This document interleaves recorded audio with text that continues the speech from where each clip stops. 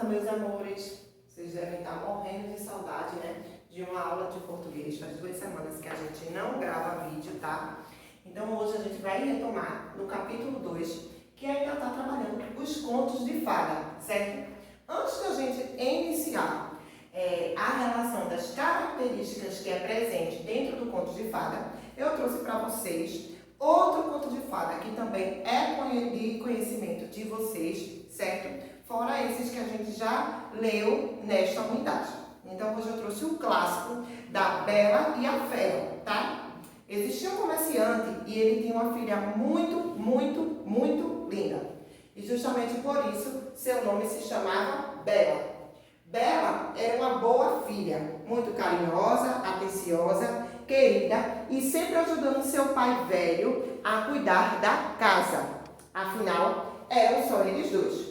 Eles se davam muito bem e se amavam muito. Bela cuidava de seu pai, pois já era um senhor de idade e mesmo assim ainda trabalhava para manter o seu conforto e de sua filha. Até que um dia, até então, como outro qualquer, o pai de Bela vem caminhando de volta para casa quando se depara com um lindo jardim de um castelo e decide pegar uma linda rosa para levar para sua filha, mais linda ainda. No momento exato em que ele pega a rosa, um homem muito feio desce o castelo e o acusa de roubo e diz para o comerciante que ele ficará preso em seu castelo para pagar pelo que fez. O comerciante desesperado pede perdão para o homem, mas de nada adiantou. Então, pediu um pequeno favor, que ele pudesse ir se despedir de sua querida filha que ele tanto amava. O homem feio, então, permitiu que o velho fosse se despedir. Chegando lá, Bela fica horrorizada com a notícia que recebe de seu velho pai e diz que vai com ele tentar convencer o tal homem. O pai diz que não iria adiantar de nada, que era melhor deixar para lá, mas Bela insiste e o pai acaba cedendo. Bela e seu pai foram, então, muito tristes, caminhando até o castelo. Quando chegaram lá, Bela suplicou para o homem feio que deixasse seu pai ir embora, pois ele estava velho demais e não aguentaria. O homem então permitiu que eles trocassem. O pai voltasse para casa e Bela ficasse presa no castelo. O pai então foi muito triste para casa. Bela demorou para se acostumar com a casa e aquele homem feio. Ao passar do tempo, a intimidade foi crescendo e o homem disse que o chamavam de Fera. Então Bela o chamava de Fera sempre. Começaram a conversar no jardim, ler juntos, almoçar e jantar juntos.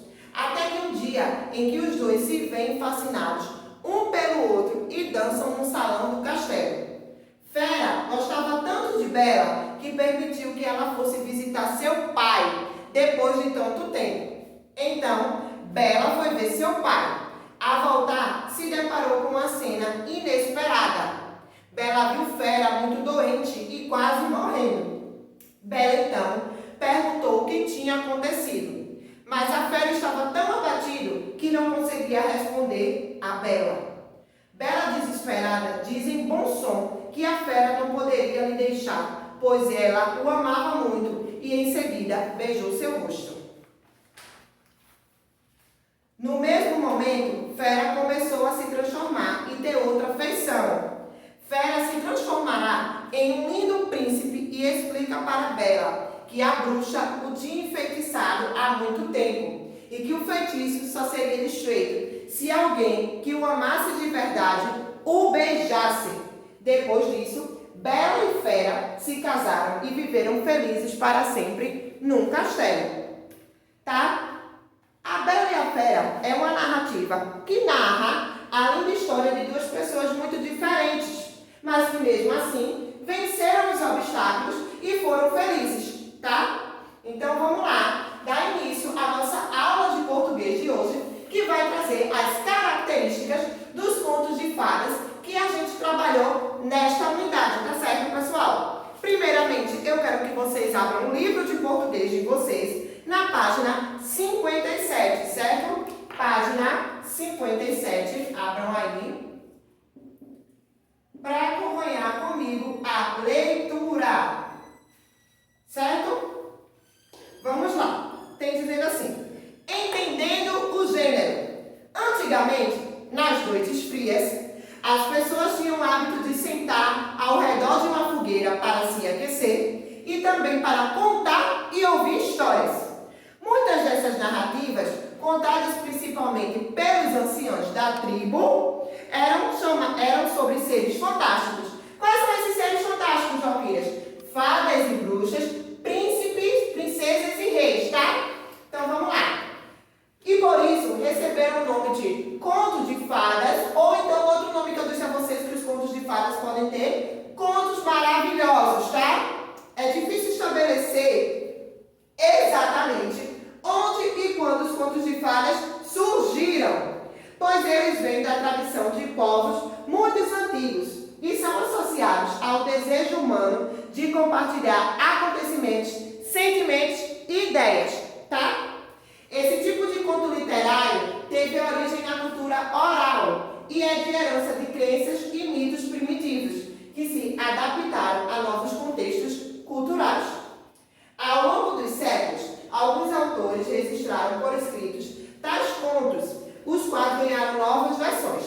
O primeiro a fazer isso é o francês Charles Perrault, tá? Que data do século XVII, quando ficou famoso por trazer as suas histórias o conto da mamãe Gansa, certo? Em seguida, no século XVIII, na Alemanha, tá? Os irmãos Grimm, que aí o livro traz para vocês, Jacob Grimm e William Grimm, tá? Também compilaram as histórias do seu povo. Um exemplo das histórias feitas pelos contos de fada dos irmãos Grimm é a Gata Borralheira, tá, pessoal? Então vamos lá. Por sua vez, o dinamarquês Hans Christian Andersen criou mais de 150 contos de fada. Entre eles está o Patinho Feio, os Sapatinhos Vermelhos, Saudadinho de Chumbo, certo? A Pequena Sereia, que depois virou um clássico da Disney, certo? Vamos lá. Hoje em dia, muitos escritores dedicam-se a esse gênero, de modo que há muitas versões atualizadas dos contos de fada ou dos contos maravilhosos, reescritas e inéditas de contos de fadas. Os elementos que definem sua construção e seu conteúdo são tão intensos que ganham cada vez mais vigor. Entre eles, temas universais como o amor, o ciúme, a inveja e a morte. Para enriquecer nossos conhecimentos, vamos ler um trecho que trata do surgimento e da importância dos contos de fadas. Os primeiros contos de fadas surgiram entre os celtas, tá? Que vocês já devem ter visto em história. A essa herança céltica é atribuído um mundo maravilhoso de estranha fantasia, imaginação e encantamento. Na página 58 continua. O conto de fadas é uma obra de arte compreensível para a criança e, como espelho, oculta ou mostra em suas profundidades uma experiência milenar. Os contos de fadas, por lidarem com a sabedoria popular, a essência da condição humana, são importantes e estão perpetuando-se, né? Estão chegando até os dias de hoje. Os contos de fada, ou os contos maravilhosos, são textos narrativos, tá? Que a gente viu que a fábula também é uma narrativa, em que aparecem seres encantados e elementos mágicos, pertencentes ao mundo imaginário, que não é o mundo real. E fictício. Como esse gênero faz parte da tipologia da narrativa, apresenta estrutura e elementos constituintes da narração, tá, gente? Então tem que ter tempo, espaço, enredo, lugar, personagens, certo? Tem a característica marcante de se iniciar pela expressão "era uma vez" e sempre terminar assim: "e foram felizes para sempre", tá? A fórmula introdutória do tipo "era uma vez", de localização temporal indefinida, acaba dando ao ponto um caráter de permanência temporal, passado e atual, tá certo? Era uma vez, eu posso dizer, mas eu não posso estar me referindo ao começo do ano, a as férias de janeiro, que foram maravilhosas, porque as últimas férias que a gente teve, que esse isolamento social não foi nada bom, viu? Curiosamente, os contos de fadas não precisam apresentar as fadas como personagens, tá, gente? Nem todo conto de fada é obrigado a ter uma fada madrinha para transformar a abóbora em carruagem, né? No entanto, o que eles não podem faltar é a presença de encantamentos e de habilidades mágicas, como animais falantes, seres monstruosos, heróis e vilões. Vocês lembram que na Bela e a Fera a xícara fala, o relógio fala, o piano fala, tá? A história que eu trouxe foi um resumo, mas vocês devem conhecer se não leram ou pelo menos assistiram a versão de filme, né? Então vocês sabem que tudo isso fala lá. Bora lá. Os heróis e as heroínas buscam resolver uma tarefa difícil, envolta por obstáculos que precisam ser vencidos. Algo que certamente os levará a uma realização pessoal ou um ideal a ser alcançado, geralmente apresentado como a salvação de uma princesa ou de um príncipe. Existe nos contos de fadas uma sequência narrativa, que é a situação inicial, o conflito, o clímax e o desfecho, tá? Vamos lá. A situação inicial em que predomina o equilíbrio, o qual é quebrado por algo perturbador, geralmente envolvendo atitudes maléficas dos vilões contra o herói ou a heroína da história. Quando a gente leu lá, quando eu li para vocês a Bela e a Fera, a situação inicial é que a Bela, uma menina muito, muito bonita, vivia com seu velho pai. Mas o pai, para manter o bem-estar dele e da filha, continuava trabalhando.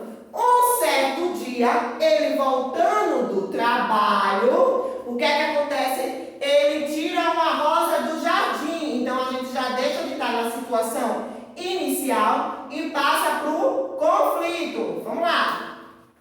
O conflito, tá?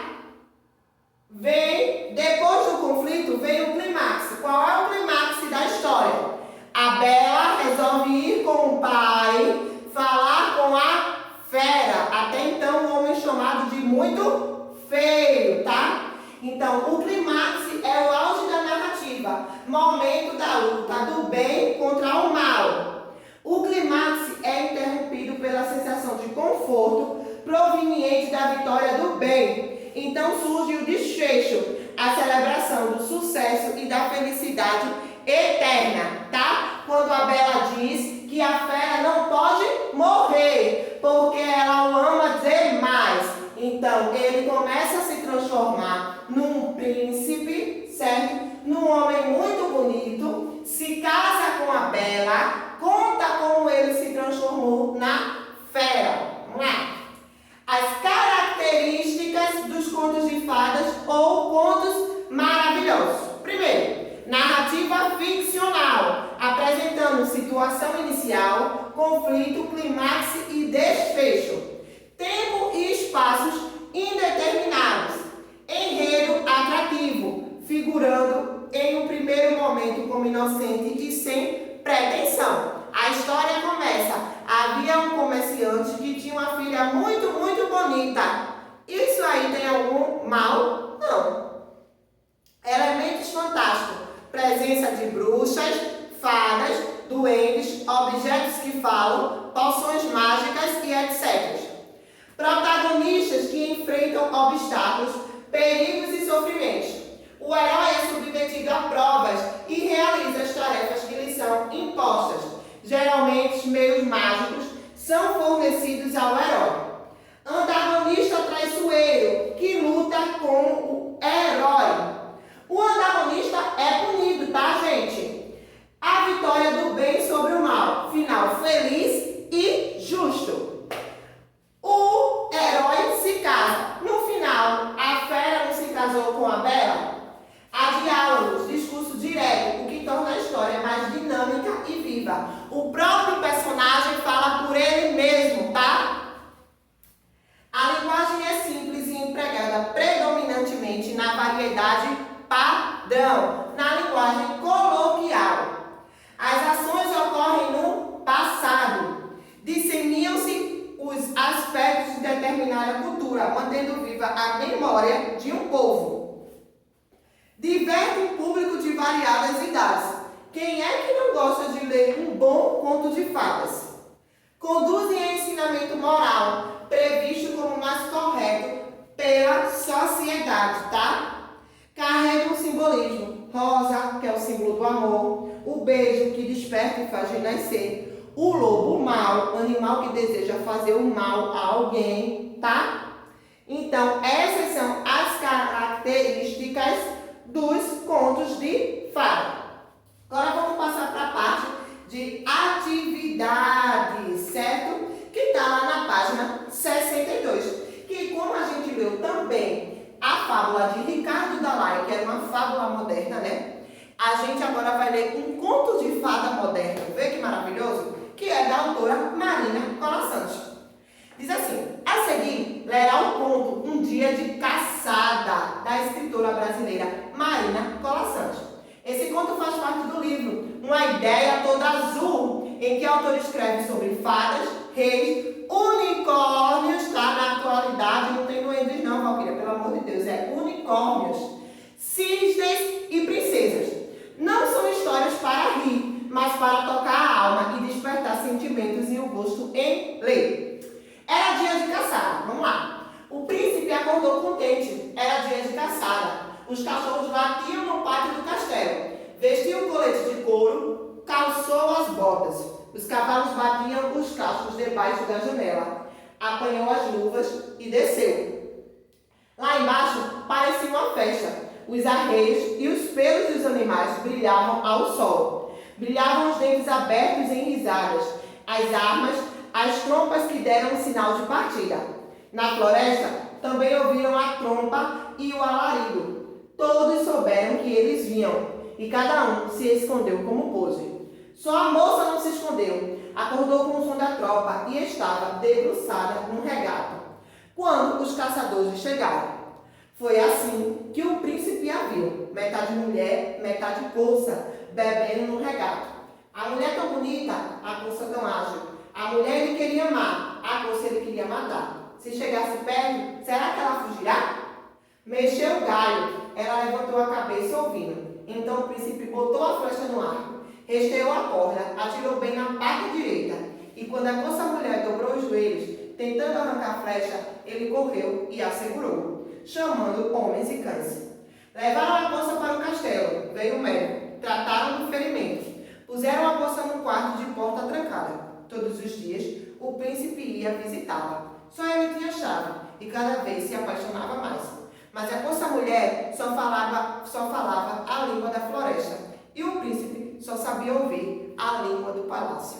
Então, ficaram horas se olhando calados, com tanta coisa para dizer. Ele queria dizer que o amava tanto que queria casar com ela e tê-la para sempre no castelo, que a cobriria de roupas e joias, que chamaria o melhor feiticeiro do reino para fazê-la virar toda mulher. Ela queria dizer que o amava tanto que queria casar com ele e levá-lo para a floresta, que lhe ensinaria a gostar dos pássaros e das flores e que perderia a rainha das costas para lhe dar 4 partes, ágeis e um belo castanho. Mas o príncipe tinha a chave da porta e ela não tinha o segredo da palavra. Todos os dias encontravam-se, agora se seguravam as mãos. E no dia em que a primeira lágrima rolou nos olhos dela, o príncipe pensou ter entendido e mandou chamar o feiticeiro. Quando a corça acordou, já não era mais corça. 2 pernas só e compridas, um corpo branco. Tentou levantar, não conseguiu. O príncipe lhe deu a mão. Vieram as costureiras e a cobriram de roupas. Vieram as joalheiras e a cobriram de joias. Vieram os mestres de dança para ensinar-lhe a andar. Só não tinha a palavra e o desejo de ser mulher. 7 dias ela levou para aprender 7 passos. E na manhã do 8º, quando acordou e viu a porta aberta, juntou 7 passos e mais 7, atravessou o corredor, desceu a escada, cruzou o pátio e correu para a floresta à procura de sua rainha. O sol ainda brilhava quando a corça saiu da floresta, só corça, não mais mulher, e se pôs a pastar sobre as janelas do palácio. caça Marina Colasanti, tá? Então ele diz assim, ó, que Marina Colasanti é autora de diversos livros de contos de fada. Ela explica que os contos de fadas mantêm sua vitalidade intacta ao longo do tempo, porque falam da alma e do comportamento humano, marcando gerações. Segundo a escritora, as características comuns a esses contos são sua localização no imaginário, a riqueza de seu conteúdo, a possibilidade de infinitas leituras e sua adequação a qualquer idade. Gente, esse conto de fada que a gente leu era muito bonito. Fala do desejo de duas pessoas, mas cada uma queria ter o seu desejo dentro do seu mundo, tá? Primeiro, quem são as personagens principais da narrativa? Segundo, o trecho. A moça mulher só falava a língua da floresta e o príncipe só sabia ouvir a língua do palácio, demonstra um fato importante. Que fato é esse, tá? Acabei de dizer, viu? No terceiro diz assim, leia o trecho a seguir. E no dia em que a primeira lágrima rolou dos olhos dela, o príncipe pensou ter entendido e mandou chamar o feiticeiro. Letra A. Em sua opinião, o que essa passagem revela sobre o príncipe? B. Na realidade, o que essa lágrima parece revelar, tá? 4. Assinale a alternativa correta sobre o final da história. Aí vocês vão ler as 4 alternativas e ver qual é a correta. 5. Em sua opinião, esse conto tem um final feliz? Justifique sua resposta. 6. O príncipe acordou contente. Era dia de caçada. Os cachorros latiam no pátio do castelo. Vestiu o colete de couro, calçou as botas. Letra A. Copie do trecho um adjetivo, aquilo que está dando qualidade ao ser. B. Quanto à flexão de gênero, esse adjetivo é uniforme ou biforme. Por quê? Tá? Voltem lá na parte gramatical para poder responder. C. Podemos afirmar que as expressões de caçada, no pátio de couro, são locuções adjetivas. Explique sua resposta. Também, tem lá. 7. No trecho, a mulher tão bonita, a moça tão ágil. Os adjetivos destacados, bonita e ágil, estão flexionados em grau? Se sua resposta for afirmativa, indique o grau em que elas estão. Tem a seção também de tarefa. Leia os 2 trechos a seguir. Compare as expressões destacadas e responda ao que se pede. Mas a moça mulher só falava a língua da floresta. O sol ainda brilhava quando a moça saiu da floresta. Podemos dizer que as 2 expressões pertencem à mesma classe gramatical? Justifique sua resposta. Você aprendeu. Considerando tudo que você aprendeu sobre o conto de fadas ou conto maravilhosos, complete corretamente as afirmações com as palavras a seguir. Antagonistas, bruxas, indeterminados, mal, perigos, objetos falantes, bem, mágico e fadas. Letra A. Tempo e espaço são o quê? B. Protagonistas que enfrentam. C. Tem para completar que buscam a felicidade dos heróis e das heroínas. D. Elementos fantásticos como. Aí tem. A vitória do sobre o. Tá super fácil, viu, gente? Sobre a classe gramatical dos adjetivos e das locuções adjetiva, complete as frases com o que estiver faltando. Letra A. Adjetivos são palavras que o substantivo. B. A locução adjetiva é a expressão formada por 2 ou mais palavras que tem a função de adjetivo. Isto é, a função de, vocês também devem completar. C. Os adjetivos podem se flexionar em, vocês vão botar tan e tan. Sobre a flexão do grau do adjetivo, preencha os retângulos a seguir. Lápis na mão, que esse eu vou fazer com vocês.